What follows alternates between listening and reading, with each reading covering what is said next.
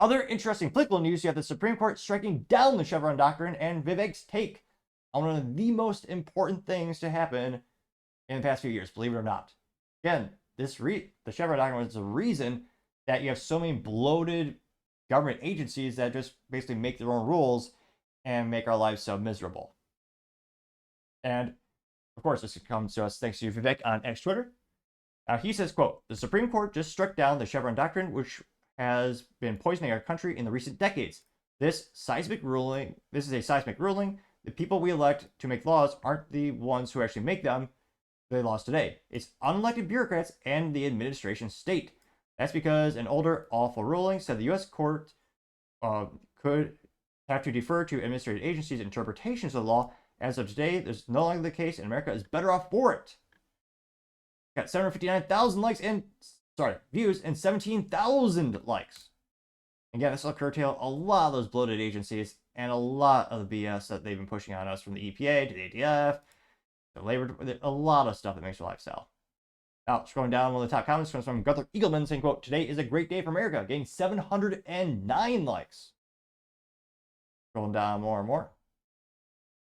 You have Torsten Pernchow saying, "This is huge. The Supreme Court overturned a 4-decade-old legal precedent known as Chevron Deference that gave government agencies wide latitude in crafting regulations," aka bureaucrats making up laws and you not being able to vote for someone who could change it.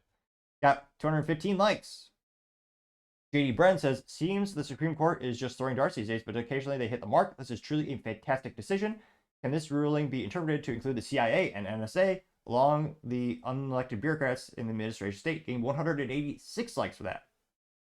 Cool Hand Longhorn 1776 says, quote, "The deep state and administrative state is crumbling before our eyes. Brilliant to see," getting 173 likes. E. Simon says, "Just think of how many federal jobs can be eliminated now," getting 220 likes. It's a good summary of it, so I'll read it. Dr. Mike says, "The Supreme Court decision to strike down the Chevron Doctrine is indeed a significant ruling. This doctrine, established in 1984, required courts to defer to administrative agencies' interpretations of ambiguous laws. Critics have argued that it gave too much power to unelected bureaucrats, allowing them to effectively make laws. By overturning this precedent, the Supreme Court is shifting the balance of power back to the elected branches of government, ensuring that those who create laws are accountable to the voters. This marks a substantial change in the administrative law and the governance of the United States," unquote. That got 124. Let's make it 125 likes. Gotta be some contrarian statements in here for folks who love big government, maybe. Ludwig Never Misses says, "This is a huge win for setting up the takedown of the administrative state and demonstrates why the Supreme Court justices are so important." They got 359 likes, which, I mean, a lot of people just thank God Ruth Bader Ginsburg was such a narcissistic woman who would never give up her power, and she just had the job and held on to it with her, some might argue, she held on to it with her, like a Grim Reaper death grip for years. Despite mental decline, just her narcissism was that strong. Because again, if she retired under Barack Obama's presidency, which many people said and recommended, then she would not have passed away under the Trump presidency, where he was able to actually nominate some people who believe in things like the Constitution, a rare thing in the United States these days.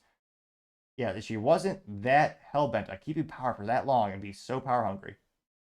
But she was, and now for the first time in my whole life, you actually have a Supreme Court with people who believe in the Constitution being a majority. Unfortunately, you also have someone who does not know the definition of a woman, who Biden picked just because she was a black woman. He said that was who he was choosing for the job, not the best person for the job, but yeah. But yeah, you do have Ketanji Brown, who she cannot define a woman. She was asked before she was, when she was being nominated, the Republicans asked her questions, and when they asked her if she could define what a woman is, she said she's not a biologist. So don't get me wrong, there are still mentally vacuous people in the Supreme Court, of course, but thankfully for the first time in my life, there are more people who believe in the Constitution, which one would think everyone should, than not. Going down more and more, JD Sharp says, "This means bureaucrats can no longer be weaponized to shut down businesses," getting 278. They get 279 likes. Let's see here.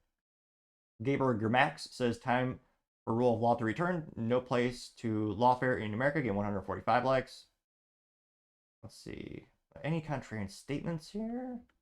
Because again, I'm sure this will piss off a lot of people, especially those bureaucrats who have those cush jobs for years to do nothing or make our lives worse. Let's see here. You got Kathy Sherman said, and they just ruled that the charges brought against hundreds of the January 6th protesters is no good. Got 105 likes. Let's see. Ethan said the Middle East under Trump, and it's Trump sitting down with world leaders, all signing papers for the peace treaty. It says Middle East under Democrats. And it's all like a war-torn country. Getting 104 likes. Let's see here. Going down more and more. Any contrarian statements? Oh, wait, is this one? Maybe? Nope. People saying this is a great way to trim the fat from the government. Be able to actually, vote for the people who are making our laws. Yeah, this is one of the most monumental shifts in our country's history. I mean, in the past 50 years, I'd say. It's that big of a deal. And it'll be interesting to see how fast this has impact directly on our lives and our businesses. Because, again, this pendulum swing is huge. Or, as one man might say, huge. I mean, that might be the worst Trump impression you hear all year, granted. But hopefully, he at least smiled and made you laugh a little bit. Thank you, everyone, for taking the time to tune in. Again, trying to get 4,000 subscribers by the end of the month. So if you could click that button, I would greatly appreciate it. Also, leaving a thumbs up, thumbs down, or a comment is a great way to give me some additional feedback, letting me know how I can make the show better and better. Lastly, don't forget to take the time to tell your family, tell your friends, tell your coworkers, heck, tell your enemies, tell anyone and everyone. Just stay safe, fight the good fight.